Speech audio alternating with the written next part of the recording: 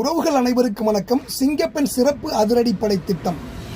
இதுல ரெண்டு விஷயத்தை பார்க்க வேண்டியது இருக்குங்க. ஒன்று பாத்தீங்கன்னா, இந்த படைக்கு தேவையான ஆட்களை பழைய போலீஸ் டிபார்ட்மெண்ட்ல இருந்தே எடுத்து போட்டு புதிய பேனர்ல பணிக்கு அனுப்ப போறீங்களா, இல்ல புதிதா ஒரு 5000 பேரோ 10,000 பேரோ எடுத்து செலக்ஷன் பண்ணி அவங்களுக்கு மன ரீதியாகவும் உடல் ரீதியாகவும் பயிற்சி கொடுத்து அவங்கள பெண்களின் பாதுகாப்புக்காக அனுப்ப போறீங்களா? இதான் ரெண்டு விஷயம். பழைய ஆட்களே எடுத்து நாங்கள் இதில் போட்டு இந்த திட்டத்தில் போட்டு புதிய பேனரை கட்டி வெளியில் அனுப்ப போகிறோம் பாதுகாப்புக்காக அப்படின்னு சொன்னால் அதுக்கு பேசாமல் அனுப்பாமே இருந்துடலாம். ஏன்னு கேட்டிங்கன்னா, நான் காவல்துறையை மட்டும் சொல்ல, தமிழ்நாட்டில் அரசில் பணிபுரிற அனைவருமே எப்படி அவங்கள மனநிலை இருக்குன்னா, மக்களுக்காகவோ இல்லை அரசுக்காகவோ ஒரு திட்டத்தை நம்ம செய்கிறோம், ஒரு செயலை செய்கிறோம்னா அதுலேருந்து எந்த அளவுக்கு காசு சம்பாதிக்க முடியும் அல்லது எதையாவது சுரட்டி சாப்பிட முடியுமான்னு தான் பார்க்குறாங்க ஒழிய மக்களுக்கு அதில் நன்மை கொண்டு சென்று சேருமாங்கிறத பார்க்கறதே கிடையாது. அப்போ இது போன்ற எண்ணங்களில் உள்ள பழைய ஆட்களை நீங்கள் எடுத்து இந்த திட்டத்தில் போட்டு பெண்களுக்கு பாதுகாப்பு கொடுக்க முடியுமானா அது கேள்விக்குறி தான்.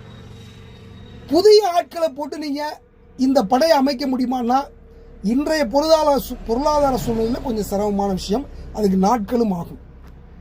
சரி, 4 கோடி பெண்கள் இருக்காங்க, 4 கோடி பேருக்கும் எப்படி பாதுகாப்பு கொடுப்பீங்க? ஒரு ஆளுக்கு ஒரு போலீஸ் போடுவீங்களா? ஒரு வீட்டுக்கு ஒரு போலீஸா? ஒரு தெருவுக்கு ஒரு போலீஸா? ஒரு கிராமத்துக்கு ஒரு போலீஸா? ஒரு பஞ்சாயத்துக்கு ஒரு போலீஸா? ஒரு பள்ளிக்கூடத்துக்கு ஒரு போலீஸா? ஒரு பஸ் ஸ்டாண்டில் 10 போலீஸா? ஒரு காலேஜுக்கு ஒரு போலீஸா? இல்லை பெண்கள் வேலை செய்கிற ஆபீஸுக்கு ஒரு போலீஸா? அவங்க இருக்கிற ஹாஸ்டலுக்கு ஒரு போலீஸா? என்ன, எப்படி நீங்கள் பாதுகாப்பு கொடுக்க போறீங்க? இந்த படையை வச்சு எத்தனை ஆயிரம் பேர் இதில் பணியில் போட்டுருவீங்க? எப்படி பாதுகாப்பு கொடுத்துருவீங்க? ஒவ்வொரு பெண்ணும் 4 கோடி பெண்ணும் 4 கோடி இடத்துல இருக்காங்க, எப்படி கொடுத்துருவீங்க பாதுகாப்பு? அப்ப இந்த அதிரடிப்படை பாதுகாப்பு படையை உருவாக்குறதை விட அந்த பெண்களுக்கான விழிப்புணர்வை முதல்ல கொடுங்க. அது ரொம்ப முக்கியம். படிக்கிற ஸ்கூல்ல இருந்து அந்த விழிப்புணர்வு பாடத்தை கொடுங்க, ரொம்ப முக்கியம். அது ரெண்டாவது பார்த்தீங்கன்னா, இந்த தனிப்படை அமைக்கிறத விட்டுட்டு இருக்கிற போலீஸை மிகச்சிறப்பா, மிக தைரியமா, மிக தில்லா பக்காவா கட்டமைங்க. இதுக்கு மேல என்னுடைய ஆட்சியில் ஒரு பெண்களுக்கான எந்த ஒரு குற்றமும் பெண்கள் மேல நடக்கவே கூடாது, நடக்க நீங்க அனுமதிக்க கூடாது, குற்றங்களை முன்னாடியே கண்டுபிடிச்சு தடுக்கணும் அப்படின்னு சொல்லி அவங்களை ஸ்ட்ரிக்டா ஆர்டர் போடுங்க. குற்றவாளிகளை மிக கடுமையாக தண்டிங்க.